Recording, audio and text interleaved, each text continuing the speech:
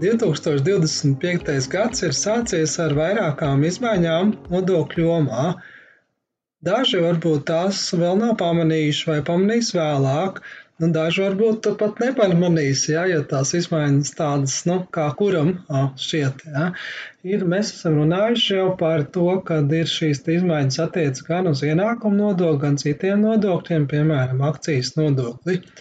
Šajā nodokļu podkāstā mēs arī apstīsimies izmaiņas attiecībā uz PMN. Jā, arī šajā nodoklī ir vairākas izmaiņas, gada beigās pieņemts, un arī vēl vairākas tādas lietas, kas vēl stāsies spēkā. Par tādu un arī šajā nodokļu podkāstu epizodē PMN 2025. Pirmām kārtām ir pagarināts PVN samazinātās likmes piemērošana augļiem, ogām, dārzeņiem. Faktiski noteikti šī jauna tāda likme, jo šis jautājums jau vairākus gadus risināts un, manuprāt, diezgan pamatot risināts, kad augļiem, ogļiem, dārzeņiem bija šī samazinātā likme. Kādreiz tā bija 5%, tagad pieņemts, kad ar 1. janvāra samazinātā likme būs 12% apmērā. Faktiski tā ir noteikti jau kā pastāvīga norma. Vairākus gadus atpakaļ viņa tika noteikta kā tāda pagaidas norma, kā eksperiments, un ieviešot un tad nosakot arī kritēriju, kuri jāizpildās, un ik pa laikam to pagarināja. Un šajā normā parasti bija strīds ar Finanšu ministriju, Zemkopības ministriju. Manuprāt, šī norma diezgan tāda adekvāta, jo paredzēja tādus tiešām skaidrus noteikti sasniedzamos rādītājus, kas bija jāsasniedz, kad šo normu ieviesa. Un, manuprāt, tie ir sasniegti, proti palielināt gan uzņēmumu atbalstu mazo, gan reģistrāciju, šo legālo, gan apgrozījumu un tādu faktiski tādu, legalizāciju vai cīņu ar nemaksāšanu, un tas, manuprāt, nostrādāja. Finanšu ministrijai parasti atšķirīgs viedoklis, viņi parasti ir pret samazinātām likmēm, kas ir bēdīgi, jo, manuprāt, tomēr arī PVN ir mēs runājuši, kad ir šis tāds instruments, kas var atbalstīt arī biznesu, un tieši šajā ziņā tas ir ļoti tāds izteikts, tāds vietējais biznes, jo, lai gan šo samazināto likmi piemēro visiem augļiem, dārzenēm, pēc saraksta, bet lielāko tiesu jau droši vien iegūst tieši vietēji ražotāji. Tātad no 1. janvāra, joprojām būs spēkā šī samazinātā likme jau kā pastāvīga norma, redzēsim, kā nākotnē. Cerams, ka viņu neatcels, tāda PVN samazinātā likme 12% apmērā augļiem, ogām, dārzeņiem, joprojām turpinās. Otra lieta, kas paredzēts, izmaiņās 2025. gadā PVN ir šīs atvieglojumi maziem vidējiem uzņēmumiem, kas ir vairāk saistīti ar Eiropas Savienības direktīvu mazo vidēju uzņēmumu vienkāršošanai pārņemšanu.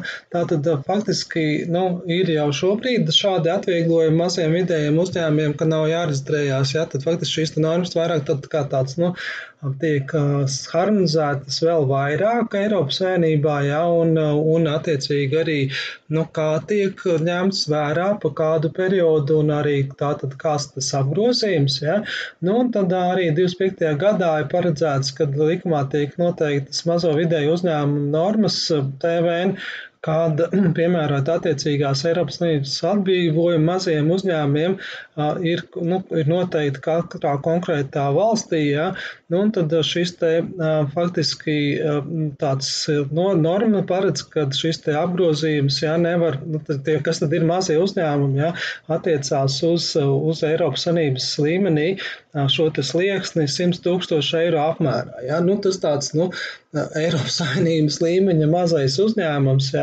un faktiski tā tad arī Latvija to piemēro attiecībā uz citu dalību valstu maksātājiem, kas veic šos PVN apliekumus darījumus iekšzemē, tātad pasakot, šī norma darbojās vienoti visiem.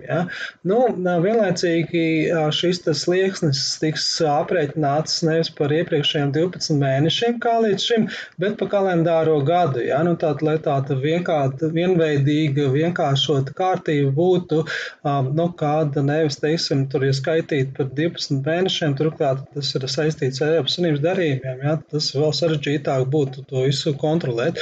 Un tāpēc šī te iekļauti, šis te kalendārais gads, vēl kas ir iekļauts šajā ziņā, kad, ir precizēts, kas tad ir jāiekļauj, ja, kad jāiekļauj arī ar PVN neapliekam darījumi, ja, piemēram, nekustamā īpašuma finanšu apdrošināšana darījumi, tādējādi faktiski, pasakot, ka nevis tikai uz tādiem klasiskiem apliekamiem darījumiem, bet faktiski uz visiem darījumiem tas jāskatās, ja, kopumā.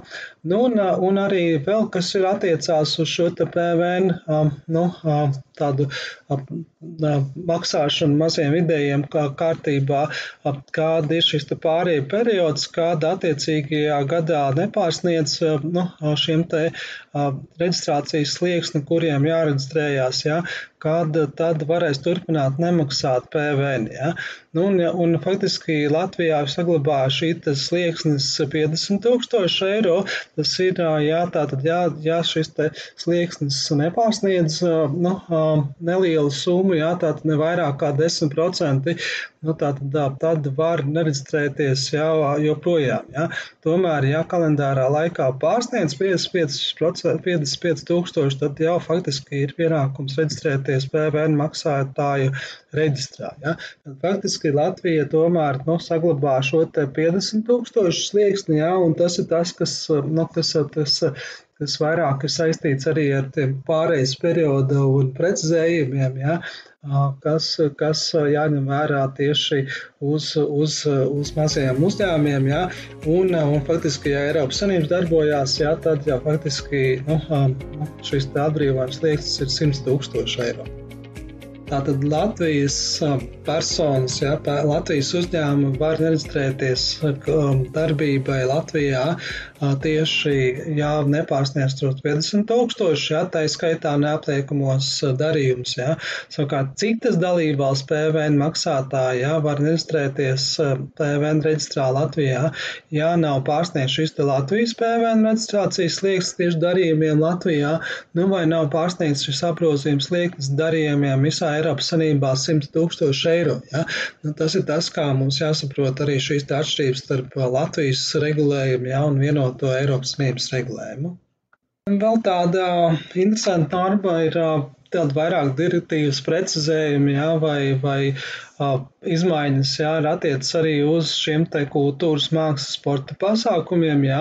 Mēs zinām, kāda pēdējā laikā, ja, arī šajā jomā ir gan Covid, ja, gan digitālās ekonomikas iespējā notiek jau šie tādi virtuālie, ja, attālinātie pasākumi, kas līdz šim varbūt nebija tādi populāri, ja, tad faktiski tagad ir šie te normas ir papildināts par virtuāliem šādiem kultūras mākslas, sporta zinātnes izglītības, izklaides raksturu pasākumiem. Ja. Un šajā ziņā tad tas atkal arī šī te pakalpojums sniegšanas vieta, ja tas tā kā bija klātienes režīmā, ja, tur, kur šis pasākums faktiski notiek, ja, kāds koncerts, ja, jeb, nezinu, pasākums mākslas, jeb sporta, ja, tāda attiecībā uz virtuāliem pasākumiem, ja, tas tā, līdz šim nebija regulēts vai nebija skaidrs, ja, tad tagad arī direktīvā un arī Latvijas likumā tas tiks paredzēts, ja, kad virtuāliem, jeb attālinātiem, ja, šiem pasākumiem pakalpojums sniegšanas vieta ir šī pakalpojuma saņēmēja mītnes vieta. Ja? Tad faktiski tur, kur pakalpojums tiek saņemts, ja? Tur arī tā pakalpojuma sniegšanas vieta ir jāidentificē. Ja? Tad faktiski, ja ir vairākas pakalpojuma saņēmēji, ja? Tad faktiski tur atkal varētu būt sarežģīti. Ja? Tad jāuzskaita katrs šīs pakalpojuma saņēmējas mītnes vieta, ja. Faktiski, jā, pasākums norises laikā, ja, kad bija faktiskā vieta, tas bija varbūt vienkāršāk un tā. Pastīsimies, kā šī norma darbojas arī turpmāk.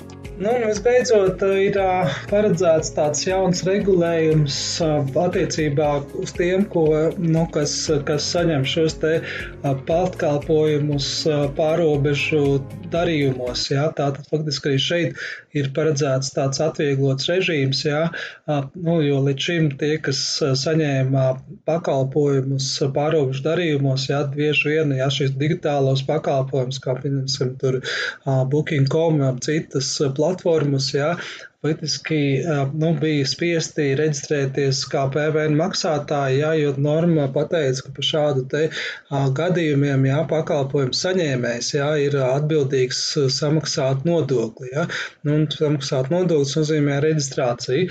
Tāda, faktiski tāda sarežģīta reģistrācija un vispārīgā kārtībā, un tad attiecīgi arī visas saistības no tā izriet, jā. Tad faktiski tagad ir paredzēts plānota īpaša kārtība, ja, tāda vienkāršota kārtība reģistrācijai, vide PVN reģistrācijas, kas saņems pakalpojumus, ja, ir tāds, faktiski, veids šo te, šo te, īpašos gadījumos, ja, kas ļaus tādu izņēmumu kārtā, ja, tādu PVN samaksāšanu atšķirībā no vispārīgā režīma. Jāatzīmē, ka šīs te izmaiņas, ja tādi jauni nosacījumi par šiem te pakalpojumu saņēmējiem stāsies spēkā no 1. jūlija, ja, un faktiski tas vērsts jau uz tādu arī vairāk uz tādu pārejas periodu, lai saprastu, kā tad šī te jaunā vienkāršotā īpašā kārtība notiksies, jā, jo tas tad būs tāds vienkāršotais režīms, jā, līdzīgi varbūt analoģijās ir kaut kāda šī te ienākuma nodokļumi, jā, kuri saimnieciskā darbība, tad mēs zinām tādu vienkāršotājiem nereģistrētā saimnieciskā darbība, kā likumā interpretē, jā. Tāda šeit būs līdzīgi sistēma, jā, var teikt, kāda šiem te pakalpojumu saņēmējiem, jā, būs tāda, atvieglota režīmā, tādā īpašā kārtībā pieejama šī te PVN maksāšana par saņemtajiem pakalpojumiem no citām dalību valstīm, jā. Iespējams, vēl precīzāk šīs regulējums stāsies spēkā, tad par to arī atsevišķā nodokļu podkāstu epizodē pastāstīsim.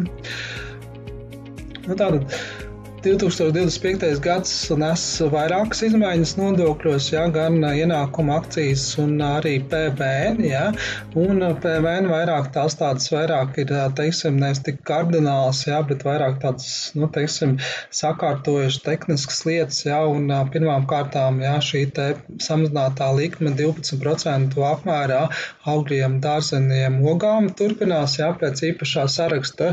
Tāda otra lieta ir šie te mazie uzņēmumi, jā, kad ir šis te tāds, pārejas periods, kā tad rēķina šos te 50,000 apgrozījums Latvijā reģistrētiem, jā, tas ne pārejas periods, bet arī aprēķināšanas kārtība, kāda šeit ņem vērā šo te kalendāro gadu un arī to, kāda šajās summās jāskatās neapliekamie darījumi. Savukārt citu dalību valstī nodokļu maksātājiem ir šī direktīva, un mēs viņiem neprasām reģistrēties, jā, saglabājās Eiropas Savienības kopīgā līmenī 100,000 darījumiem visā Eiropas Savienībā. Visbeidzot, jā, ir vairākas arī cita tehniskie grozījumi, bet, visbeidzot arī PVN par digitāliem pakalpojumiem, jā, tātad pakalpojumiem no citām dalību valstīm, jā, būs plānota no šī gada, 2025. gada vidus īpaša kārtība šādiem uzņēmumiem, jā, jo tas bija taisni radīt tādu problēmu viņiem, obligāti reģistrēties, lai gan varbūt tās, mazi uzņēmumi, kā nezinu, pieņemsim, izīrētāji, jā, faktiski, PVN darījums neveic, jā, un faktiski tas bija tāds apgrūtinošs, kā tad šo te PVN samaksāt, jā, tad tagad paredzēta tāda īpaša kārtība arī šajā ziņā. Paldies, ka klausījāties, tikšanos nākamajās nodokļu podkāstu epizodēs.